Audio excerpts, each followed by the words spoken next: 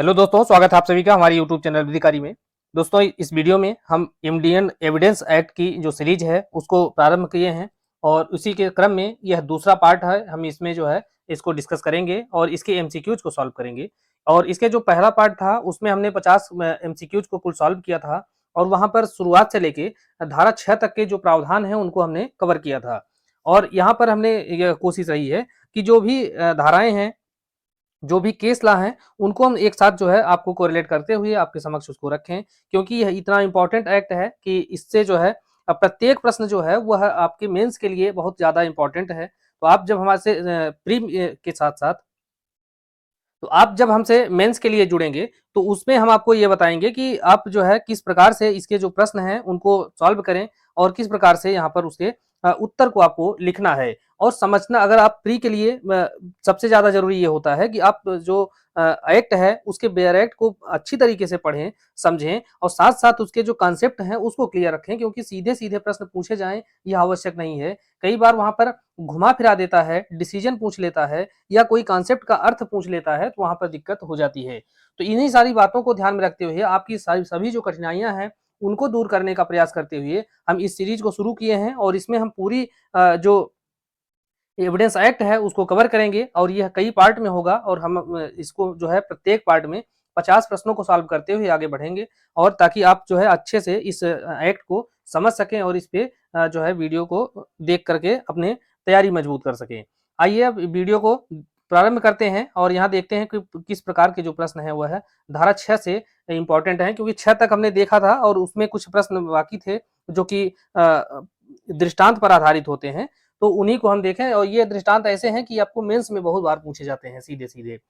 तो इसमें क्वेश्चन है कि एक सशस्त्र विप्लव में भाग लेकर जिसमें संपत्ति नष्ट की जाती है, फौजों पर आक्रमण किया जाता है, जेलें तोड़कर खोली जाती हैं, तो वह भारत सरकार के विरुद्ध युद्ध करने का अभियुक्त है। तो क जो है वो चाहे उन सभी में उपस्थित नहीं रहा हो, फिर भी जो तथ्यों का घटना घटित होना है वह सुसंगत है। क्यों सुसंगत है? क्योंकि वह एक ही समव्यवहार का भाग है। अब इस प्रश्न को प्री के पर्पज से तो आप ऐसे ही याद कर लेंगे कि इसका जो चौथा विकल्प है कि एक ही समव्यवहार के भाग हैं, लेकिन आपको समझना होगा कि एक ही समव्यवहार का भाग क्या अर्थ है। अर्थात एक इस तरह का गोला है और यहाँ पर एक ही समव्यवहार का भाग है। जैसे एक यह पूरा जो गोला है यह एक क्या है, एक विद्रोह है, सशस्त्र विप्लव है। और इस गोले के अंतर्गत क्या क्या होता है, यहाँ पर संपत्ति तोड़ी जा रही है और उसी के जो कुछ आक्रमणकारी हैं उनके द्वारा जेलें यहाँ पर तोड़ी जा रही है। उसके बाद उनमें से किसी के द्वारा जो है आग लगाई जा रही है, किसी के द्वारा जो है भारतीय जो सरकार की संपत्ति है उसका नुकसान किया जा रहा है। तो यह जो एक उपद्रवी भीड़ है इसी के द्वारा यह पूरा किया जा रहा है। तो एक व्यक्ति जो इस भीड़ का हिस्सा है, भले वह इस चारों में शामिल रहा हो चाहे न रहा हो, किसी एक में शामिल रहा है, तो वह क्या माना जाएगा कि उसने जो है भारत सरकार के विरुद्ध युद्ध किया है और यह जो चार कार्य हैं इन सभी चारों कार्यों में उसको शामिल माना जाएगा। ऐसा इसलिए क्योंकि यह जो कार्य है वह एक ही समव्यवहार के भाग हैं, वह उसी विद्रोह का ही हिस्सा है। अगर वह विद्रोह नहीं हुआ होता तो ये जो चारों कार्य है यह नहीं हुए होते। तो उम्मीद है कि आप इस प्रश्न को बेहतर तरीके से समझ पाए होंगे और अगर यहाँ से प्रश्न आपसे पूछा जाता है तो प्री के तो छोड़ दीजिए, मेंस में आप एक बेहतरीन उत्तर इसका लिख देंगे। नेक्स्ट क्वेश्चन देखते हैं, भारतीय साक्ष्य अधिनियम के अधीन रेस जेस्टे का सिद्धांत किस मामले में लागू होता है? तो यह भी प्रश्न जो है कई बार पूछा गया है कि रेस जेस्टे का सिद्धांत क्रिमिनल मामले में लागू होता है या सिविल मामले में लागू होता है। तो आप ध्यान रखें कि रेस जेस्टे का सिद्धांत यह दीवानी और फौजदारी अर्थात सिविल और दांडिक इन दोनों ही मामलों में लागू होता है। नेक्स्ट क्वेश्चन है, साक्ष्य अधिनियम की धारा 7 में किसका उल्लेख नहीं है? तो धारा 6 के बाद धारा 7 को देखते हैं, क्योंकि यहाँ से भी जो प्रश्न है कई बार मेंस में पूछे गए हैं। तो हम मेंस का जिक्र यहाँ पर बार बार इसलिए कर रहे हैं क्योंकि एविडेंस एक्ट जितना प्री के लिए महत्वपूर्ण है उतना ही मेंस के लिए भी महत्वपूर्ण है, बल्कि उससे ज्यादा मेंस के लिए महत्वपूर्ण है। इसकी सभी धाराएं, वो धाराएं देखने में भले छोटी लग रही हो लेकिन वहां से मेंस में प्रश्न जरूर पूछे जाते हैं। तो धारा 7 के अंतर्गत यहाँ पूछा गया है कि किस बात का उल्लेख नहीं है। तो 7 के अंतर्गत क्या बताया गया है, वे तथ्य जो विवादक तथ्यों के प्रसंग हो, प्रसंग से तात्पर्य अवसर हो, हेतुक है, हेतु को कारण के रूप में भी पूछा जाता है, या परिणाम है जिसे प्रभाव के रूप में। तो यहाँ पर इसका जो है उल्लेख किया गया है, तो प्रयोजन शब्द का उल्लेख वहां पर नहीं किया गया है। नेक्स्ट है, प्रश्न यह है कि क्या क ने ख को लूटा है? तो निम्नलिखित में से कौन सा कथन सुसंगत है? तो यह जो प्रश्न है यह धारा 7 का जो दृष्टांत क है इसी पर आधारित है। तो अगर किसी व्यक्ति ने किसी को लूटा है तो ऐसी स्थिति में उस लूट को साबित करने के लिए कौन-कौन सी बातें वहां पर सुसंगत हो सकती हैं? तो निगेटिव अर्थ में यहाँ पर पूछा गया है कि कौन सा सुसंगत नहीं है। तो अगर किसी व्यक्ति को जो है किसी ने लूटा है तो ऐसी स्थिति में कुछ बातें सुसंगत होती हैं, जैसे कि उसकी जेब में पैसे थे, रुपए थे, यह बात सुसंगत है। तो ख ने क को यह बताया था कि उसके पास रुपया है और ख बाद में उसको लूटा है, तो यह भी सुसंगत है। ख ने क के पुत्र को बताया था कि उसके पास रुपए हैं, तो यह भी जो है सुसंगत है। लेकिन ख ने अन्य व्यक्तियों से नहीं बताया था कि उसके पास रुपए हैं, लेकिन फिर भी वहां पर ख ने क को लूटा है, तो ख का जो दोष सिद्धि है वह साबित करने के लिए यह जहां पर यह जो चौथा विकल्प है यह सुसंगत नहीं होगा। नेक्स्ट है, प्रश्न यह है कि क्या क ने ख की हत्या की है? तो उस स्थान पर जहां हत्या की गई थी या उसके समीप भूमि पर गुत्थम गुत्था से बने हुए चिन्ह भारतीय साक्ष्य अधिनियम की किस धारा के अंतर्गत सुसंगत तथ्य हैं? तो यह जो प्रश्न है यह भी धारा 7 का दृष्टांत ख है, इसी पर आधारित है। यह जो प्रश्न है धारा 7 के अंतर्गत सुसंगत है। एक प्रश्न यहाँ पर और पूछा जाता है कि यह गुत्थम गुत्था से बने हुए चिन्ह यह भारतीय साक्ष्य अधिनियम की किस धारा के अंतर्गत सुसंगत होते हैं? तो यह धारा 7 के अंतर्गत सुसंगत होते हैं। अब इसका जो है अगर इंटरप्रिटेशन करेंगे, इस प्रश्न को समझेंगे, तो जैसे अगर ये कोई स्थान है और वहां पर किसी एक्स व्यक्ति की हत्या हुई है, तो हत्या का स्थान पर अगर पुलिस जाती है इन्वेस्टिगेशन के दौरान और उस हत्या के स्थान पर वहां पर जो पैरों के निशान हैं और अर्थात वहां पर ऐसी कंडीशन बनी हुई है कि वहां पर एक गंभीर लड़ाई हुई थी, वहां पर पैरों के निशान बने हुए हैं, खून के धब्बे पड़े हुए हैं, इस तरह की जो है बातें वहां पर दिखाई देती हैं, तो वह जो है अर्थात वह एक परिणाम है कि वहां पर वो कार्य, वो हत्या का अपराध वहां पर कारित हुआ था। तो इसलिए जो है यह धारा 7 के अंतर्गत सुसंगत होगा। नेक्स्ट है, भारतीय साक्ष्य अधिनियम की धारा 8 में निम्नलिखित में से कौन सुसंगत नहीं है? अब धारा 8 और धारा 14 ये दो धाराएं ऐसी हैं कि यहाँ से इतनी बार आपको जो है मेंस में प्रॉब्लम बेस्ड क्वेश्चन पूछा जाता है, साथ साथ आपके प्री में भी बहुत ज्यादा जो है यहाँ से प्रश्न पूछा जाता है, खास करके दृष्टांत से। तो धारा 8 के अंतर्गत यहाँ पर पूछा कौन सुसंगत नहीं है, तो धारा 8 के अंतर्गत हेतु तैयारी और आचरण, तो आचरण कैसा, पूर्व का या पश्चात का जो आचरण है वह सुसंगत होता है। तो यहाँ पर सुसंगत नहीं है कौन सा, तो आशय जो है इसके अंतर्गत सुसंगत नहीं होता है। तो हेतु तैयारी और पूर्व या पश्चात का आचरण यह धारा 8 के अंतर्गत सुसंगत होता है। अब यह कैसे होता है इसको हम आगे जो है प्रश्नों में देखेंगे। नेक्स्ट क्वेश्चन है, विष के द्वारा ख की हत्या करने के लिए क का विचारण किया जाता है। यह तथ्य कि ख की मृत्यु से पहले क ने ख को जो विष दिया गया था, अर्थात जिस विष से ख की मृत्यु हुई थी उसी प्रकार का जो विष है उसको क ने कहीं से प्राप्त किया था। तो यह तथ्य क्या होगा, यह सुसंगत होगा। किस प्रकार से सुसंगत होगा कि यह दिखाता है कि उसका जो तैयारी थी, अर्थात उसने ख की हत्या करने की तैयारी की थी और उसका जो पश्चातवर्ती आचरण है, पश्चातवर्ती नहीं बल्कि पूर्ववर्ती जो आचरण है, अर्थात हत्या से पहले उसने उसी प्रकार का जो विष खरीदा था वह उसकी हत्या के लिए सुसंगत है, धारा 8 के अंतर्गत सुसंगत है। नेक्स्ट क्वेश्चन है कि प्रश्न यह है कि क्या क के साथ बलात्संग किया गया?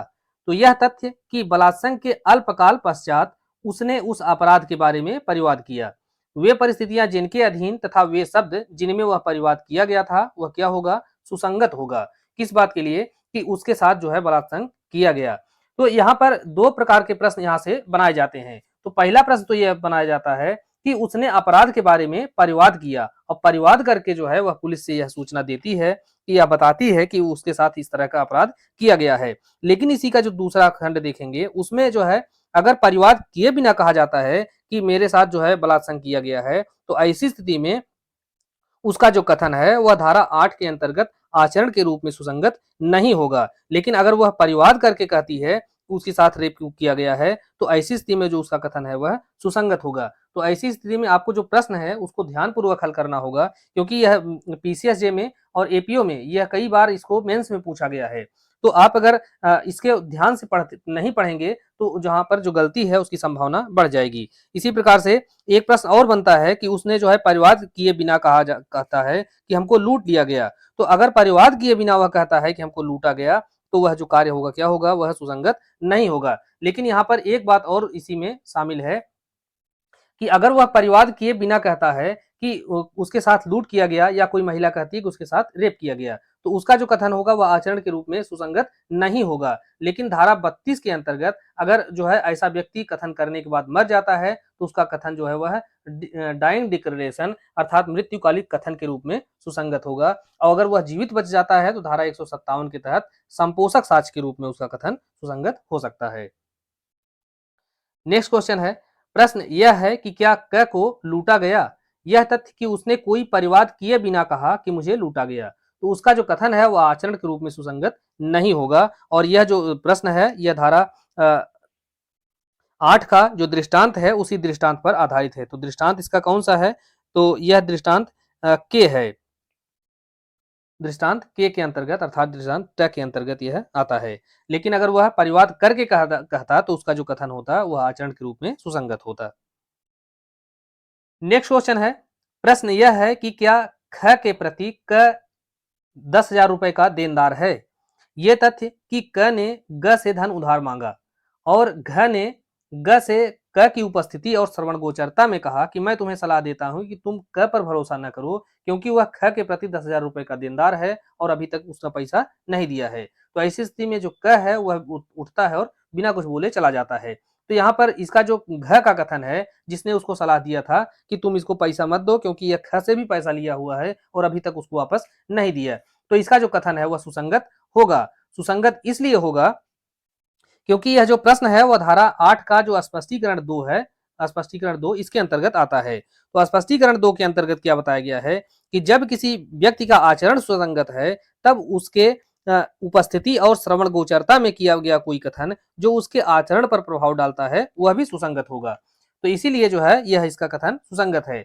अब यहाँ पर उसकी उपस्थिति में और श्रवण गोचरता अर्थात ऐसी स्थिति में जबकि वह उस कथन को सुन सके, वहां पर जो है घ कहता है ख से ग से कि तुम इसको पैसा मत देना क्योंकि यह ख से भी पैसा लिया हुआ है अभी तक वापस नहीं दिया।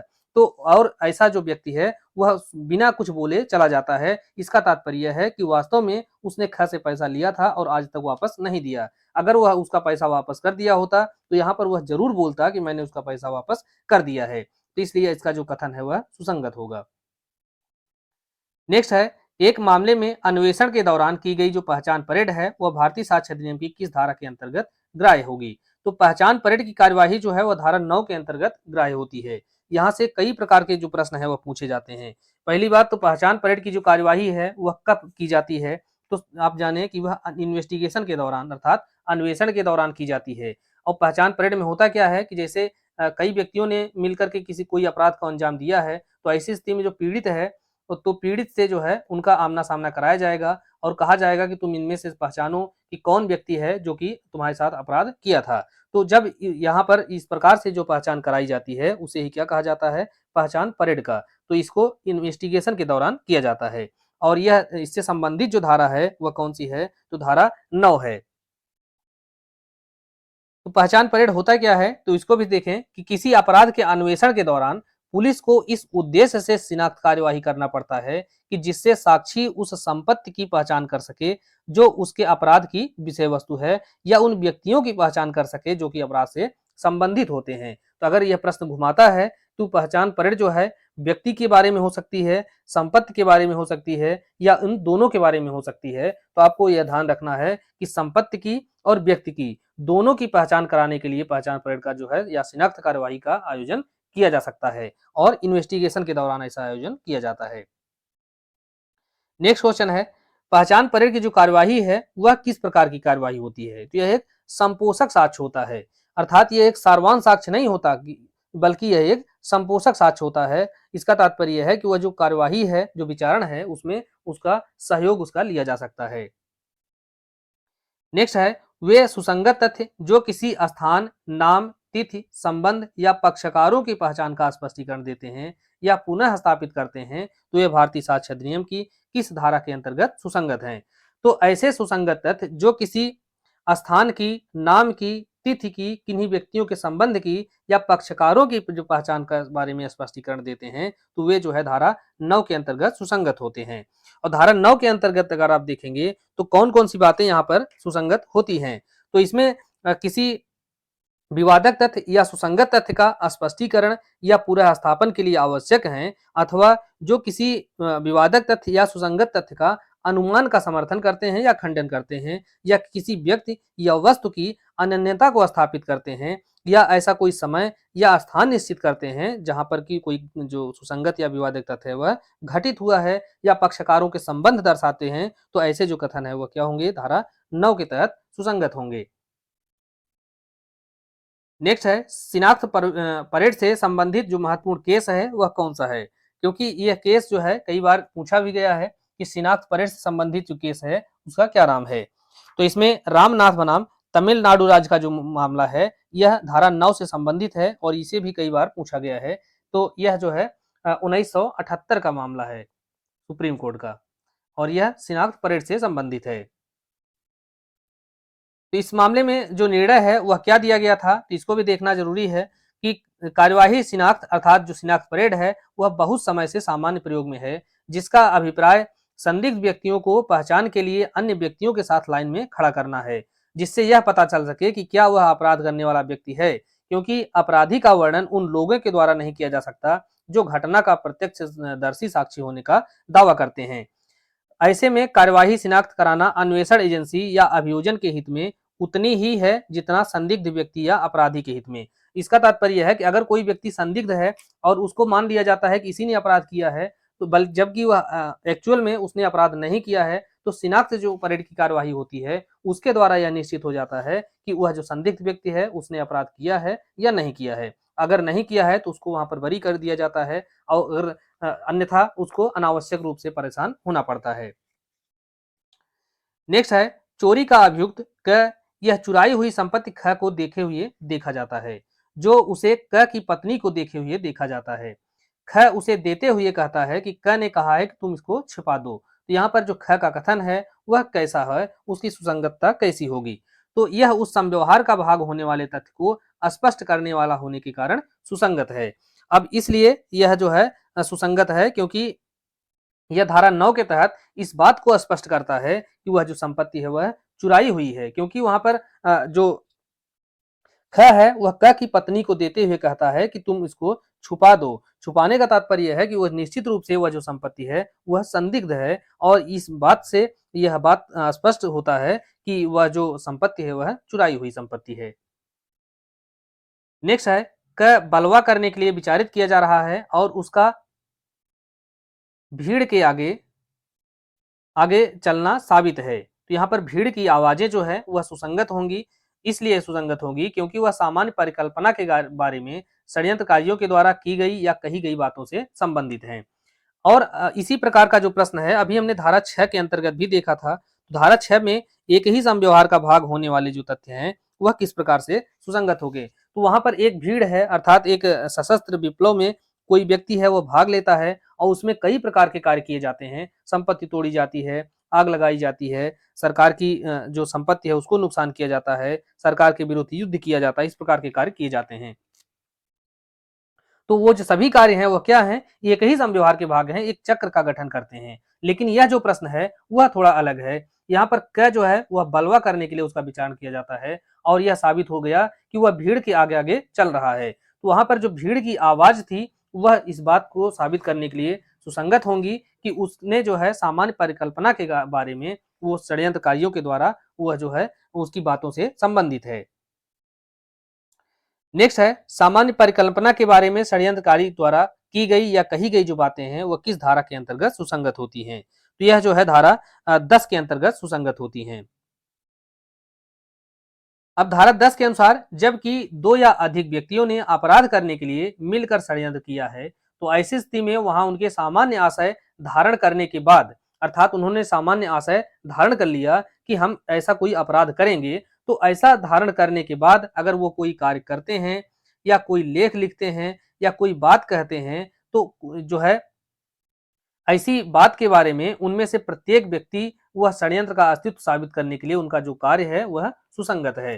तो इसका तात्पर्य है कि अगर षड्यंत्र करने के बाद अगर उस षड्यंत्र के जो सदस्य हैं वह कोई कार्य करते हैं, कोई बात करते हैं या कुछ लिखते हैं, तो ऐसा जो कहा, किया या लिखा गया कोई बात मिल जाता है, तो उनके बीच में वह जो षड्यंत्र हुआ है उसका अस्तित्व उसी के द्वारा साबित किया जा सकता है। नेक्स्ट क्वेश्चन है, मिर्जा अकबर बनाम किंग एम्परर का जो वाद है यह भारतीय साक्ष्य अधिनियम की किस धारा से संबंधित है? तो मिर्जा अकबर बनाम किंग एम्परर का जो केस है यह धारा 10 से संबंधित है। और धारा 10 पे कुछ अन्य बहुत महत्वपूर्ण केस हैं जो कि कई बार पूछे भी गए हैं, उनको भी हम एक स्थान पर देखेंगे। तो इसमें है आर बनाम ब्लैक एंड टाई का मामला, मिर्जा अकबर बनाम एम्परर का केस है, बद्री प्रसाद राय बनाम बिहार राज्य का है, शार्दुल सिंह बनाम महाराष्ट्र राज्य और बाल मुकुंद बनाम एम्परर का केस। यह जो केस हैं इनको आपको तो ध्यान याद रखना ही चाहिए। इसके अलावा जो अन्य केस पूछे जा सकते हैं तो वो तो आयोग के ऊपर है, लेकिन आपको कम से कम इतने जो मामले हैं उनको आपको याद होना चाहिए। नेक्स्ट है, भारतीय साक्ष्य अधिनियम की कौन सी धारा एजेंसी के सिद्धांत पर आधारित है? अब एजेंसी के सिद्धांत पर कौन सी धारा आधारित है तो इसको भी देखना होगा, और आगे हम देखेंगे कि एजेंसी का सिद्धांत जो है वह क्या होता है, किस प्रकार का होता है। तो यह जो धारा 10 है यह एजेंसी के सिद्धांत पर आधारित है, इसलिए कि यहाँ पर जो कई व्यक्ति हैं और वह जो है षड्यंत्र कर रहे हैं, और षड्यंत्र करके वह जो है एक एजेंसी का निर्माण कर रहे हैं और उसमें से उसके द्वारा जो है वह कार्य करते हैं।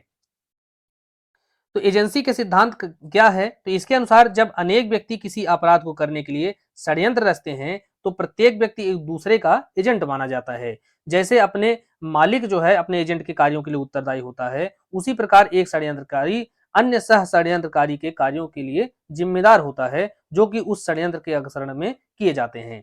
तो इस प्रकार से यह एजेंसी का सिद्धांत का अर्थ हुआ। नेक्स्ट क्वेश्चन है, यह विश्वास करने का युक्तियुक्त आधार है कि क जो है वह भारत सरकार के विरुद्ध युद्ध करने के षड्यंत्र में शामिल हुआ है, लेकिन वह केवल ख को जानता है जिसने षड्यंत्र के उद्देश्य के लिए पाकिस्तान में शस्त्र, आयुध एवं गोला बारूद उपाप्त किए थे। तो निम्नलिखित में से कौन सा कथन या कौन सा तथ्य है वह क की उसमें सह अपराधिता साबित करने के लिए सुसंगत नहीं है? तो आपको यह ध्यान रखना है कि यह पूछ रहा है सुसंगत नहीं है। तो इसमें से पहला है कि ग ने वैसे ही उद्देश्य से कलकत्ता में धन संग्रह किया। तो यहाँ पर वैसे ही उद्देश्य से उसने धन संग्रह तो किया, लेकिन उसके बाद यह नहीं बता रहा है कि उसका जो है आगे का क्या आशय रहा है। तो इसलिए यहाँ पर जो इसका पहला जो विकल्प है यही जो सुसंगत नहीं है, क्योंकि अगर उसने आगे यह बताया होता कि वह उस धन को संग्रह करता है और करने के बाद वह उस षड्यंत्र में उस धन का उपयोग करता है, तब तो उसका जो कथन होता वह उसमें उसकी षड्यंत्र को साबित करने के लिए सुसंगत होता। लेकिन वह केवल धन संग्रह कर रहा है, इससे उसका कोई आशय जो है यहाँ पर स्पष्ट नहीं हो रहा है। इसलिए सामान्य आशय के अगर अग्रसरण में वह कार्य किया जाता तो वह जो है सुसंगत होता, लेकिन यह सुसंगत नहीं है। दूसरा विकल्प देखते हैं कि घ ने मुंबई में लोगों को उस षड्यंत्र में शामिल होने के लिए प्रेरित किया, तो यह जो है षड्यंत्र साबित करने के लिए सुसंगत है। और तीसरा है कि क ने गोला बारूद का उपयोग संसद भवन उड़ाने के लिए किया, तो यह भी सुसंगत है। उपरोक्त प्रयास के बाद क ने गोला बारूद पुनः सप्लाई करने के लिए ख को पत्र लिखा, तो यह जो सारे कार्य हैं सुसंगत होंगे। लेकिन जो पहला है कि ग ने वैसे ही उद्देश्य से कलकत्ता में धन संग्रह किया, यह सुसंगत नहीं होगा। नेक्स्ट क्वेश्चन है, कोई तथ्य जो अन्यथा सुसंगत नहीं है वह कुछ परिस्थितियों में सुसंगत होता है, तो उन परिस्थितियों को भारतीय साक्ष्य अधिनियम की किस धारा के अंतर्गत दिया गया है? तो यह दिया गया है धारा 11 के अंतर्गत, और इसे जो है प्ली ऑफ एलिबाई के नाम से भी जाना जाता है। तो इसका तात्पर्य यह है कि ऐसे तथ्य जो कि अन्यथा सुसंगत नहीं है वह धारा 11 के अंतर्गत सुसंगत होते हैं। नेक्स्ट क्वेश्चन है, प्रश्न यह है कि क्या क ने किसी अमुक दिन कलकत्ता में अपराध किया? यह तथ्य कि वह उस दिन लाहौर में था किस रूप में सुसंगत है? तो धारा 11 को जब देखेंगे तो उसमें 2 पॉइंट दिया हुआ है कि जो तथ्य अन्यथा सुसंगत नहीं है वे सुसंगत होंगे यदि वे किसी विवादक तथ्य या सुसंगत तथ्य से असंगत हैं। और दूसरी बात इसमें बताई गई है कि यदि वे स्वयं या अन्य तथ्यों के साथ मिलकर के किसी विवादक तथ्य या सुसंगत तथ्य का अस्तित्व या अनस्तित्व को अत्यंत अधिसंभाव्य बना देते हैं या अत्यंत अनधिसंभाव्य बना देते हैं। अब अत्यंत अधिसंभाव्य या अनधिसंभाव्य का क्या तात्पर्य है उसको हम अभी आगे देखेंगे। तो अब प्रश्न पे आते हैं कि प्रश्न यह है कि क ने किसी दिन कलकत्ता में अपराध किया, यह उसके ऊपर आरोप लगाया जाता है और वह यह दर्शित करता है कि वह उस दिन जो है कलकत्ता में था ही नहीं, बल्कि वह कहाँ था, लाहौर में था। तो यह किस रूप में सुसंगत होगा? तो यह जो है सुसंगत तो होगा क्योंकि वह जो विवादक तथ्य के अस्तित्व को अत्यंत अनधिसंभाव्य बना देता है। अर्थात यहाँ पर इस बात की संभावना अनधिसंभाव्य है, अर्थात संभावना है ही नहीं कि वह अपराध कर दे, क्योंकि वहां पर वह कलकत्ता में था ही नहीं, तो वह संभावना कैसे बन सकती है कि वह उस दिन वह लाहौर में अपराध करता, कलकत्ता में अपराध करता। यह तो अनध संभावना की बात हो गई। अब अधिसंभाव्य क्या होता है कि जैसे एक कमरा है, इसमें जो है दो व्यक्ति हैं, एक्स और वाई, या तीन व्यक्ति मान लेते हैं जेड। तो ऐसी स्थिति में पीट पीट करके या गोली मार करके यहाँ पर वाई की मृत्यु कारित होती है। तो और यहाँ पर पूरी अधि संभावना है, अर्थात पूरी प्रबल संभावना है कि वाई की जो मृत्यु है यह एक्स या जेड के द्वारा की गई है।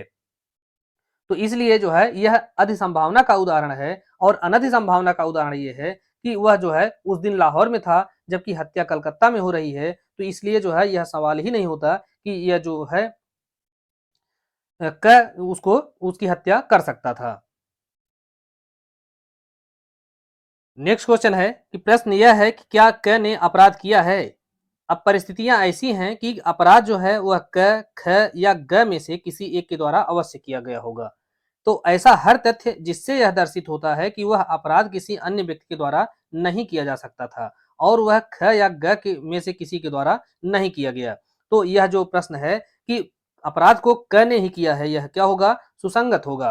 अब इसको ऐसे समझेंगे कि एक कमरा है, इस कमरे के अंतर्गत क, ख और ग यह तीन व्यक्ति उपस्थित हैं और यह स्पष्ट है कि अपराध जो है इन्हीं तीनों में से किसी के द्वारा किया गया है, अन्य व्यक्ति के द्वारा नहीं किया गया है। अब यहाँ पर जो है प्रश्न यह उठाया जाता है कि अपराध को क ने किया है, जबकि यहाँ पर तीन व्यक्ति हैं और इस बात को साबित किया जा चुका है कि ख और ग ने जो है वह अपराध नहीं किया है। तो यहाँ पर जो अपराध है वह क ने ही किया है, ऐसा जो कथन होगा वह सुसंगत होगा। और किस धारा के अंतर्गत? तो धारा 11 के अंतर्गत सुसंगत होगा और यह जो प्रश्न है वह धारा 11 का जो दृष्टांत ख है इसी पर आधारित है। नेक्स्ट है प्ली ऑफ एलिबाई। यह संबंधित जो प्रावधान है वह साक्ष्य अधिनियम की किस धारा के अंतर्गत दिया गया है? तो यह जो है साक्ष्य दिया गया है धारा 11 के अंतर्गत। इसे क्या कहा जाता है? तो अन्यत्र उपस्थिति का अभिवाक कहा जाता है। तो अन्यत्र उपस्थिति का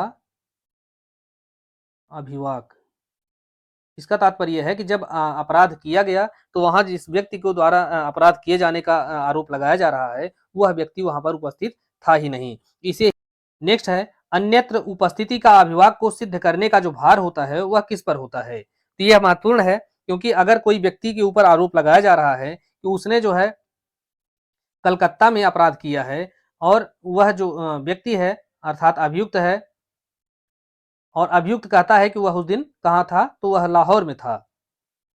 तो इसे साबित करने का जो भार होगा वो किस पर होगा? अभियुक्त व्यक्ति पर होगा।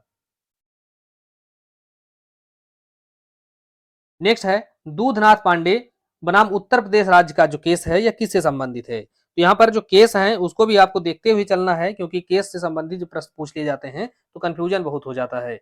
तो दूधनाथ पांडे का जो केस है यह धारा 11 से अर्थात अन्यत्र उपस्थिति का अभिवाक से संबंधित है।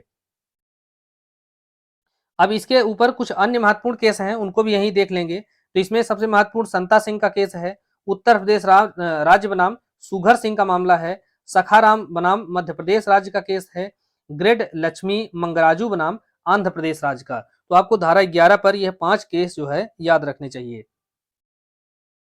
नेक्स्ट है भारतीय साक्ष्य अधिनियम की किस धारा के तहत न्यायालय वादों में नुकसानी की रकम का अवधारण करता है? तो ऐसा जो अवधारण किया जाता है वह धारा 12 के तहत किया जाता है।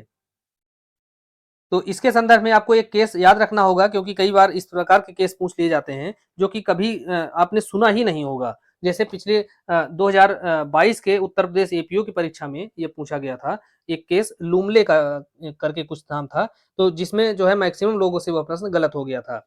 तो धारा 12 पर एक केस है डाइसन बनाम सैमसन का मामला। तो इसमें क्या कहा गया कि धारा 12 में नुकसानी प्राप्त करने वाले वादों में रकम अवधारित करने के लिए कौन से साक्ष्य सुसंगत होंगे उनके बारे में बताया गया है।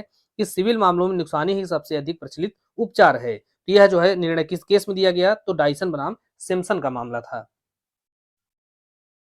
नेक्स्ट है, जब अधिकार या रूढ़ि का प्रश्न हो तब भारतीय साक्ष्य अधिनियम की कौन सी धारा सुसंगत तथ्यों के बारे में नियम बताती है। तो रूढ़ि से संबंधित जो धारा है वह धारा 13 है, और इसी के साथ साथ धारा 48 को भी अगर आप देख लेंगे, क्योंकि अब आगे तो देखेंगे ही, लेकिन धारा 48 के अंतर्गत रूढ़ के अस्तित्व के बारे में राय से संबंधित है। तो 48 क्या है, राय से संबंधित है। और धारा 13 के अंतर्गत जबकि अधिकार या रूढ़ि प्रश्नगत है, तो ऐसी स्थिति में जो सुसंगत तथ्य होंगे वह कौन से होंगे, इसके बारे में प्रावधान किया गया है। तो धारा 13 के अंतर्गत जो है क्या बताया गया है कि प्रश्न यह है कि क्या क का एक मीन क्षेत्र पर अधिकार है, अर्थात एक मछली क्षेत्र है या तालाब क्षेत्र है, उस पर किसी व्यक्ति का अधिकार है या नहीं है। तो ऐसी स्थिति में अगर ऐसा प्रश्न उत्पन्न होता है तो वहां पर कौन कौन से जो तर्क होंगे या कौन से तथ्य होंगे वो की सुसंगत होंगे। तो इसमें पहला है कि जो क के पूर्वज हैं उन्होंने मीन क्षेत्र प्रदान, उनको जो मीन क्षेत्र प्रदान किया गया था उनका कोई डॉक्यूमेंट है तो उसको दिखा करके साबित किया जा सकता है। दूसरी बात है कि क के पिता के द्वारा उस मीन क्षेत्र का बंधक दिया गया किसी व्यक्ति को। तीसरा है कि क के पिता के द्वारा बंधक से अनमेल पाक्षिक अनुदान किया गया। विशिष्ट कोई उदाहरण होता है जिसमें क के पिता ने अपने अधिकार का प्रयोग किया था या जिनमें अधिकार का प्रयोग क के पड़ोसियों के द्वारा रोका गया था। तो ये जो सारे कार्य अगर पहले किए गए हैं तो यह इस बात के लिए सुसंगत तथ्य होंगे कि जो क है उसका उस मीन क्षेत्र पर अधिकार है। नेक्स्ट है, भारतीय साक्ष्य अधिनियम की धारा 13 में अधिकार अथवा रूढ़ि को स्पष्ट करने हेतु कोई समव्यवहार या विशिष्ट उदाहरण सुसंगत होते हैं, किंतु ये किसी अपराध के अस्तित्व के बारे में सुसंगत नहीं होते। यह निर्णय जो है यह किस केस में दिया गया था, तो यह केस है सूरजमणि बनाम दुर्गाचरण का केस, और यह काफी इंपॉर्टेंट है और इसको भी कई बार यहाँ पर पूछा गया है। तो इसमें हमारी कोशिश ये रही है कि जो पुराने प्रश्न हैं जिससे कई बार पूछा गया है राज्यों की परीक्षा में, उत्तर प्रदेश, बिहार, राजस्थान, झारखंड, तो उनको भी हम इस बीच बीच में शामिल करते रहेंगे। तो और जो केस है इस पे महत्वपूर्ण, तो उसमें है हर प्रसाद बनाम शिवदयाल का, महामाया देवी बनाम हरिदास का मामला है, सुब्रमण्यम चेट्टियार बनाम कुमारप्पा चेट्टियार। तो आपको यह चार केस जो है धारा 13 पर याद रखने चाहिए। धारा 13 जो है महत्वपूर्ण धारा है क्योंकि अधिकार या रूढ़ से संबंधित है, और अधिकार या रूढ़ जो है कब सुसंगत माने जाएंगे, तो इसके लिए आप जब मेंस के राइटिंग करेंगे या मेंस का जो नोट्स आपको दिया जाएगा तो उसके अंतर्गत ये बेहतर तरीके से बताई जाएगी। नेक्स्ट है, मन या शरीर की कोई दशा अथवा शारीरिक संवेदना दर्शित करने वाले तथ्य साक्ष्य अधिनियम की किस धारा के अंतर्गत सुसंगत हैं। तो अभी हमने जैसा बताया कि धारा 8 और धारा 14 ये दो धाराएं ऐसी हैं जहां पर सबसे ज्यादा जो प्रॉब्लम बेस्ड क्वेश्चन है वह पूछे जाते हैं। तो धारा 14 को जो प्रावधान है उसमें क्या दिया गया है कि मन की दशा, शरीर की दशा या शारीरिक संवेदना का जो अस्तित्व है वह दर्शित करने वाले तथ्य सुसंगत होते हैं। तो धारा 14 के अंतर्गत। नेक्स्ट है, साक्ष्य अधिनियम की धारा 14 के अंतर्गत मानसिक दशा के अंतर्गत जो है क्या नहीं आता है, या मानसिक दशा कौन सा जो कथन है वह दर्शित नहीं करता है। तो धारा 14 की जो पहली लाइन है वही बता दिया गया है कि मन की कोई दशा जैसे आशय, ज्ञान, सद्भाव, उपेक्षा, दुराशय, उतावलापन या किसी व्यक्ति के प्रति जो है वैमनस्य, ये सब क्या होंगे, यह मन की दशा के अंतर्गत आते हैं। लेकिन यहाँ पर जो हेतुक है इसका जो उल्लेख है वह धारा 14 के अंतर्गत नहीं किया गया है। अब धारा 14 में मन की कोई दशा के अंतर्गत क्या क्या आता है इसको एक स्थान पर देखेंगे। तो इसमें आता है आशय है, ज्ञान, सद्भावना, उपेक्षा, उतावलापन या किसी व्यक्ति के प्रति वैमनस्य या सदिच्छा अगर कोई दर्शित किया जाने वाला कोई तथ्य है तो वह मन की दशा के अंतर्गत आता है। क चुराया हुआ माल यह जानते हुए कि वह चुराया है प्राप्त करने का अभियुक्त है। यह साबित कर दिया जाता है कि उसके कब्जे में कोई विशिष्ट चुराई हुई चीज थी, तो यह तथ्य कि उसी समय उसके कब्जे में कई अन्य चुराई हुई चीजें थी, यह क्या होगा, यह सुसंगत होगा। इस बात के लिए सुसंगत होगा कि उसके कब्जे में वो जो चीज जिसके बारे में कथन किया जा रहा है कि वह जानते हुए कि वह चुराया हुआ माल है वह उसको प्राप्त करता है, तो उसने उस अपराध को साबित करने के लिए यह जो कथन है वह सुसंगत होगा, क्योंकि वह पहले से भी उसके पास बहुत सारी चीजें इस तरह की प्राप्त हुई हैं। तो यह क्या दिखाता है, तो उसकी मन की दशा को दर्शित कर रहा है। तो मन की दशा को दर्शित करने के कारण वह जो तथ्य है वह सुसंगत होगा।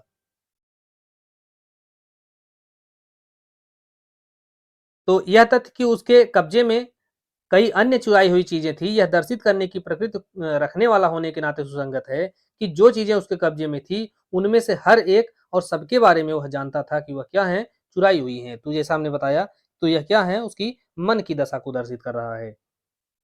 नेक्स्ट है, क पर ख की ख्यात की अपहानि करने के आशय से एक लांछन प्रकाशित करके ख की मानहानि करने का आरोप है।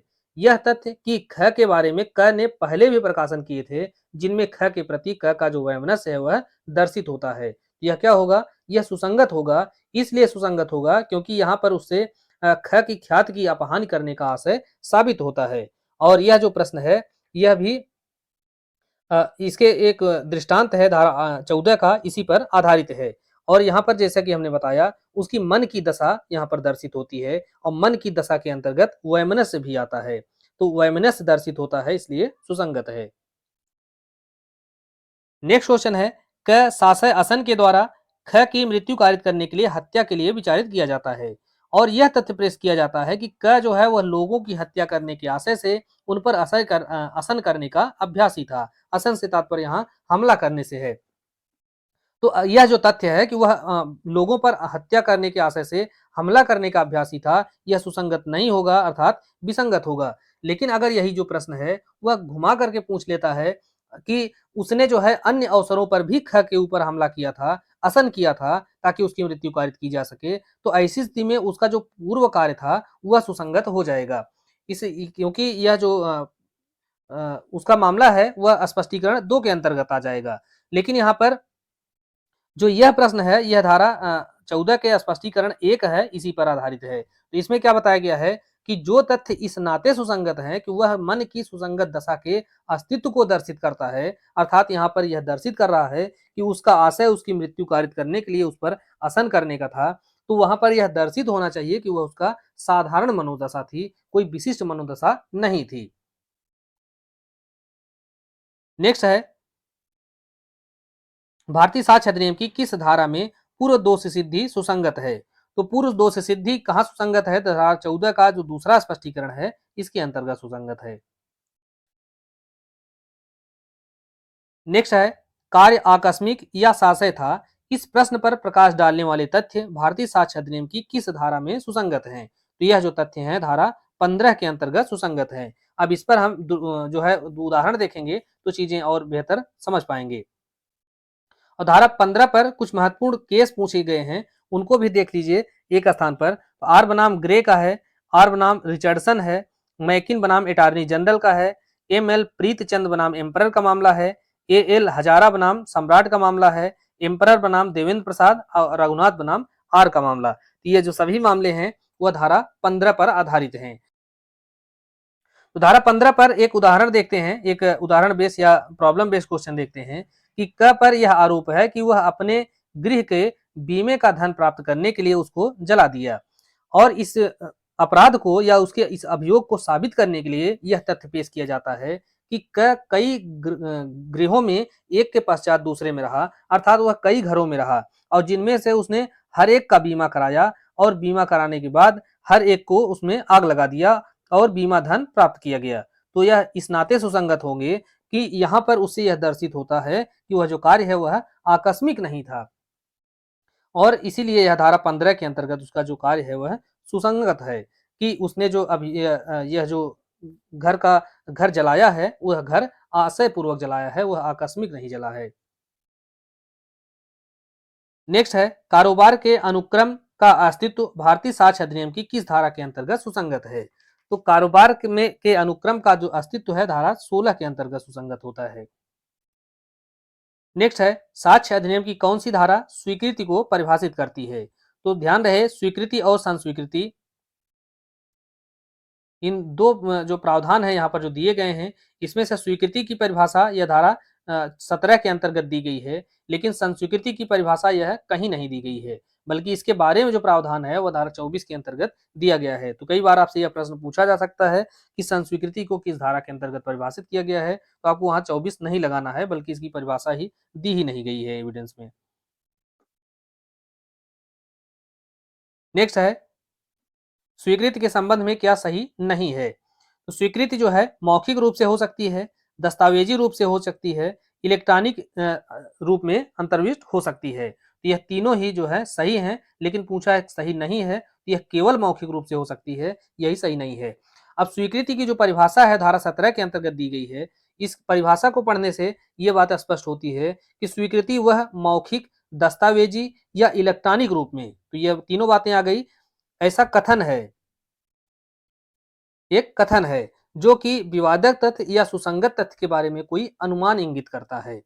तो यह जो है ये ऐसा कथन है जो कि विवादक तथ्य या सुसंगत तथ्य के बारे में अनुमान इंगित करता है। और दूसरी बात इसमें क्या है कि यह ऐसी परिस्थितियों में की जाती है जो कि ये तस्मिन पश्चात वर्णित हैं। तो धारा 18, 19, 20 जो कि वर्णित की गई हैं, तो ऐसी परिस्थितियों में जो है वह स्वीकृति की जाती है या कथन किया जाता है।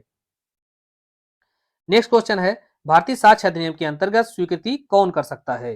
तो स्वीकृति कौन कर सकता है इसके बारे में जो प्रावधान है धारा 18 के अंतर्गत दिया गया है। तो 18 के अंतर्गत यह बताया गया है कि स्वीकृति जो है वह कार्यवाही के पक्षकार कर सकते हैं।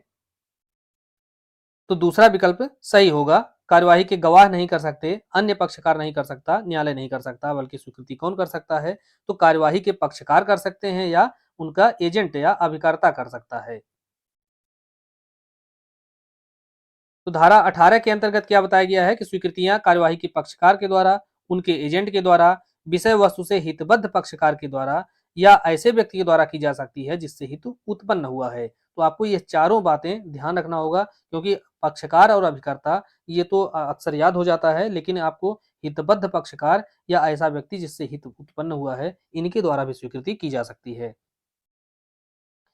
नेक्स्ट है ख के लिए भाटक संग्रह का दायित्व क लेता है।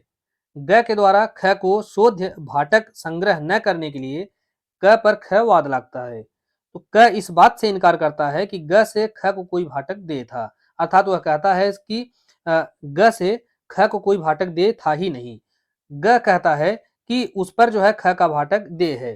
तो ग का जो यह कथन है उसका क्या प्रभाव होगा, तो वह यह स्वीकृति होगा। और यदि क इस बात से इनकार करता है कि ग के द्वारा ख को कोई भाटक दे नहीं था, तो वह ग के विरुद्ध सुसंगत होगा। तो जो पहला विकल्प है यही सही है। अब अगर यह न समझ न आया हो तो अब ऐसे समझें कि क एक व्यक्ति है, यह ख को अपने यहाँ नियोजित करता है और इससे कहता है कि जाओ तुम ग से जो किराया है उसको वसूल कर लाओ। अब ख जो है यह यहाँ ग के पास जाता ही नहीं है, बल्कि उल्टा क के पास आके कहता है कि आपका कोई किराया ग के पास बकाया नहीं है। लेकिन जो ग है वह बाद में कहता है कि नहीं, हमको देना है क को कुछ पैसा। तो ऐसी स्थिति में जो ग का कथन है कि हमको तुम्हें कुछ पैसा देना है, यह ख के विरुद्ध सुसंगत होगा। अर्थात क जो है अब यहाँ पर जो वेतन वगैरह था ख को देने का, जिसको वह नियोजित किया है किराया वसूली करने के लिए, अब ख को वह देने से इनकार कर देगा, क्योंकि उसने झूठ बोला है कि गैस के से कोई बकाया जो है बाकी नहीं है, क्योंकि जिससे बकाया बाकी है वह खुद कह रहा है कि हाँ हमको आप ये पैसा देना है। तो इस प्रकार से यहाँ पर पहला विकल्प सही है। और यह जो प्रश्न है वह किस धारा से संबंधित है, तो इसको भी आपको ध्यान रखना होगा कि यह धारा 19 पर आधारित है।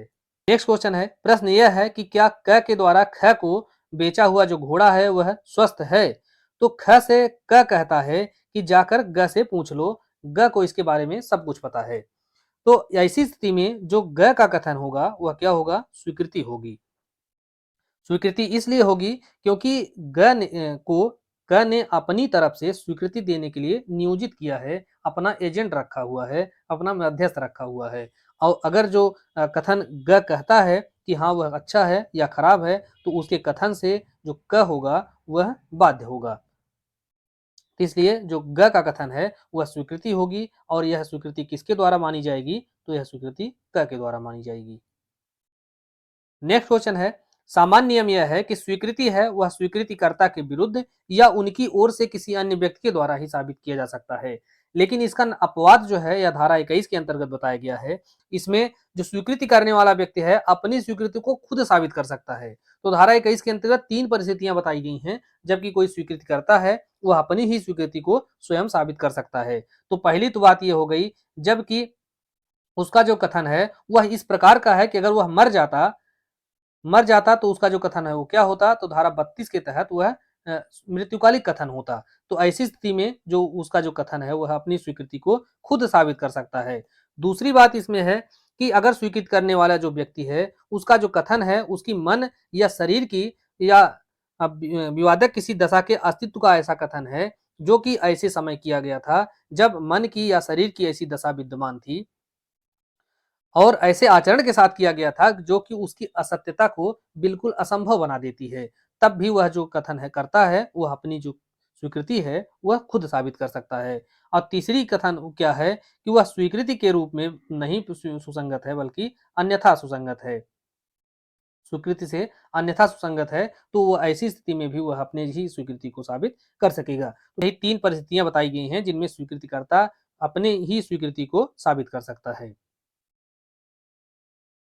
इससे संबंधित केस हैं, तो केस को जो है आपको ये ध्यान रखना है कि विश्वनाथ प्रसाद बनाम द्वारिका प्रसाद का और भारत सिंह बनाम भागीरथी, ये 2 केस तो आप अवश्य याद रखें जो कि धारा 21 पर आधारित है। अब धारा 20 को देखेंगे, इसमें रेफरी या मध्यस्थ का निर्णय जो है समाहित है। और 20 में इसलिए क्योंकि वहां पर एक व्यक्ति है वह किसी अन्य को अपनी तरफ से निर्णय लेने के लिए जो है नियोजित कर रहा है, तो जिसे वह अपनी ओर से निर्णय लेने के लिए नियोजित करता है तो उसका जो कथन वह क्या होगा, वह रेफरी का निर्णय या मध्यस्थ का निर्णय माना जाएगा। और वह जो निर्णय लेता है उससे जो स्वामी है जिसने उसको नियोजित किया है वह बाध्य होगा। नेक्स्ट क्वेश्चन है, क और ख के बीच में प्रश्न यह है कि अमुक विलेख असली है या नहीं। क कहता है कि वह असली है और ख कहता है कि वह कूट रचित है। तो यहाँ पर इस प्रश्न को आप अगर याद किए हैं तो पहला विकल्प प्री की परीक्षा में लगा देंगे, लेकिन मेंस में आप इसको तभी लिख पाएंगे जब आप अच्छे तरीके से इसको समझे रहें। और यह जो प्रश्न है यह किस धारा से संबंधित है, तो यह धारा 21 से संबंधित है। अब आइए हम इस प्रश्न को समझते हैं ताकि आसानी से इसका एक कॉन्सेप्ट क्लियर हो जाए और आप मेंस की परीक्षा में भी इसको लिख सकें। तो यहाँ पर जो क है वह इस बात को स्वीकार करता है कि उसका जो डॉक्यूमेंट है वह क्या है, असली है, और ख इस बात को स्वीकार कर रहा है कि वह जो डॉक्यूमेंट है वह क्या है, कूट रचित है। तो ऐसी स्थिति में क वह ख की स्वीकृति का कथन ख के विरुद्ध साबित कर सकता है, जिसमें ख ने यह स्वीकार किया है कि वह जो दस्तावेज है वह क्या है, असली है। और जो ख है, तो ख जो है वह क की स्वीकृति क के विरुद्ध साबित कर सकेगा, जिसमें उसने यह स्वीकार किया है कि वह जो दस्तावेज है वह कूट रचित है। लेकिन ये जो है अर्थात क है वह अपने पक्ष में यह साबित नहीं कर सकता कि दस्तावेज असली है, या ख अपने पक्ष में यह साबित नहीं कर सकता कि दस्तावेज कूट रचित है। इसका तात्पर्य है कि यह दोनों ही बात जो लोग हैं यह क कहते हैं कि वह असली है और ख कहते हैं कि वह कूट रचित है। ये दोनों लोग जो है अपनी अपनी बातों को अपने पक्ष में साबित नहीं कर सकते, बल्कि जो क का कथन है उसको ख साबित करता है और ख का कथन है वह क साबित करता है। तो इस प्रकार से आप इसको समझे रहेंगे तो मेंस में आसानी होगी। नेक्स्ट क्वेश्चन है, क चुराए हुए माल को यह जानते हुए कि वह चुराया हुआ है प्राप्त करने का अभियुक्त है। यह साबित करने की प्रस्तावना करता है कि उसने उसके मूल्य से कम मूल्य में बेचने से इनकार कर दिया। यद्यपि ये स्वीकृतियां हैं तथापि यहाँ पर क जो है इन कथनों को साबित कर सकेगा, क्योंकि यह विवादक तथ्यों से संबंधित उनके आचरण के स्पष्टीकरण है, अर्थात उनके आचरण को स्पष्ट करते हैं। तो इसलिए जो है यहाँ पर जो क है वह इसको साबित कर सकेगा। और यह जो प्रश्न है यह भी धारा 21 पर आधारित है, तो पहला विकल्प सही होगा। नेक्स्ट है, दस्तावेज की अंतर्वस्तु के बारे में मौखिक स्वीकृतियां वह सुसंगत होती हैं। तो कब सुसंगत होती हैं, जबकि उन्हें साबित करने की प्रस्तावना करने वाला पक्षकार यह दर्शित कर देता है कि उस ऐसी दस्तावेज की अंतर्वस्तु का द्वितीय साक्ष्य देने के लिए वह हकदार है, और यह धारा 22 के अंतर्गत उसको साबित कर सकेगा। नेक्स्ट है, भारतीय साक्ष्य अधिनियम की निम्नलिखित उपबंध में से इलेक्ट्रॉनिक अभिलेखों की अंतर्वस्तु के बारे में मौखिक स्वीकृतियों का प्रावधान कहाँ दिया गया है। तो इलेक्ट्रॉनिक अभिलेखों की अंतर्वस्तु के बारे में मौखिक स्वीकृतियां धारा 22A के अंतर्गत सुसंगत होती हैं, और इसके अंतर्गत प्रावधान ये दिया गया है कि इलेक्ट्रॉनिक अभिलेखों की अंतर्वस्तु के बारे में मौखिक स्वीकृति तब सुसंगत होती है यदि पेश की गई इलेक्ट्रॉनिक अभिलेख की जो असलियत है वह प्रश्नगत नहीं है। नेक्स्ट क्वेश्चन है, भारतीय साक्ष्य अधिनियम की धारा 22 क या 22A को कब जोड़ा गया है। तो इसको जो है धारा 22 क को आईटी एक्ट सन 2000 में जोड़ा गया है, और एक बार डेट पूछा गया है तो 17/10 सन 2000 अर्थात 17 अक्टूबर सन 2000 को इसको जोड़ा गया है। तो इस प्रकार से दोस्तों हमने 100 एमसीक्यूज को कवर किया, और इसके द्वारा 2 वीडियो के माध्यम से हमने 100 एमसीक्यूज कवर किया है, और अभी तक हमने धारा 22 ए के जो प्रावधान है यहाँ तक सॉल्व किया है। अब आगे के जो वीडियो हैं वहां पर हम धारा 23 से आगे बढ़ेंगे, और कोशिश रहेगी कि हम अपने स्तर से बेहतर तरीके से आपको इसको समझा पाएं, क्योंकि प्री के लिए खास करके यह जो वीडियो है वह हम आपको प्रोवाइड करा रहे हैं। मेंस के लिए आप बेहतर कंटेंट आप प्राप्त कर सकते हैं, वो जब हमसे जुड़ेंगे तभी हम उसे दे पाएंगे या देना संभव होगा। तो आप चैनल पर बने रहिए, और इसको लाइक कीजिए, सब्सक्राइब कीजिए, और इसको ज्वाइन भी कीजिए, ताकि आप जो है इसमें अपना सहयोग दे सकें और हम अधिक से अधिक वीडियो आपको प्रोवाइड करा सकें। मिलते हैं नेक्स्ट वीडियो में। धन्यवाद।